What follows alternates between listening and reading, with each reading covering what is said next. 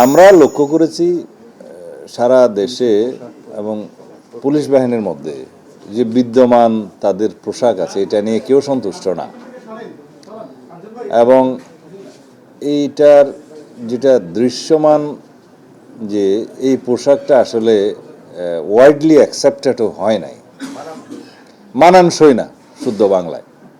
তো সেই জন্য পুলিশ বাহিনীর আবেদনের প্রেক্ষিতে আমরা বিষয়টা বিবেচনা করেছি যে এই ড্রেসটা কীভাবে হয়।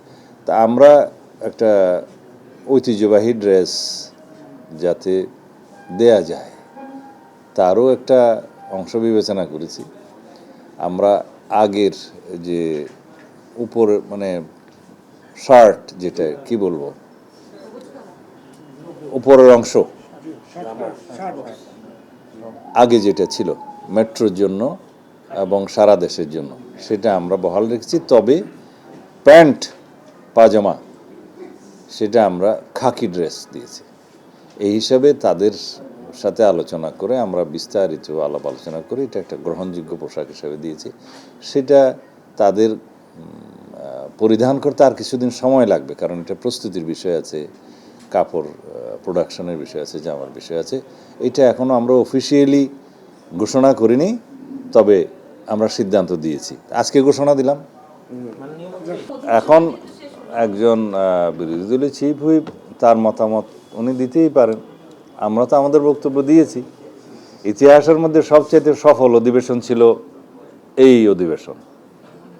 দীর্ঘ 17 বছরের পরে গণতান্ত্রিকভাবে নির্বাচিত এই পার্লামেন্ট, এই পার্লামেন্টের প্রথম অধিবেশন ছিল সবচেয়ে লাইভলি, ভাইব্রেন্ট, এবং এই পার্লামেন্টের কন্ট্রিবিউশন ছিল ইতিহাসের মধ্যে সবচেয়ে বেশি আইন প্রণয়ন হয়েছে এই পার্লামেন্টে। সবচেয়ে বেশি বিতর্ক না হলেও সৌহার্দ্যপূর্ণ পরিবেশে বিতর্ক হয়েছে এই পার্লামেন্টে। এখানে পজিশন ছিল, অপোজিশন ছিল, সবার বক্তব্য ছিল, কিন্তু ভ্রাতৃত্বপূর্ণ একটা সম্পর্ক ছিল, সৌহার্দ্যপূর্ণ সম্পর্ক ছিল। তো সুতরাং সব কিছু মিলিয়ে আমরা কোনো কোনো সময় বিরোধী দল এবং সরকারি দল মিলে একসাথে কমিটি করেছি, সেটা জাতি দেখেছে, এবং জাতীয় ইস্যুগুলোতে আমরা একসাথে কথা বলেছি, ঐক্যবদ্ধ হয়েছি, এবং বিভিন্ন বিষয়ে মতবিরোধ থাকতেই পারে বিরোধী দল এবং সরকারি দলের মধ্যে, সেই মতবিরোধগুলো তারা প্রকাশ করেছে, আমরা আমাদের মত দিয়েছি। এই ডিবেটটা তো হবেই, এই দ্বিমত এবং ভিন্নমত পোষণ করার জন্যই তো গণতন্ত্র। তো সুতরাং তার বক্তব্য তিনি দিয়েছেন, আমার বক্তব্য আমি দিলাম।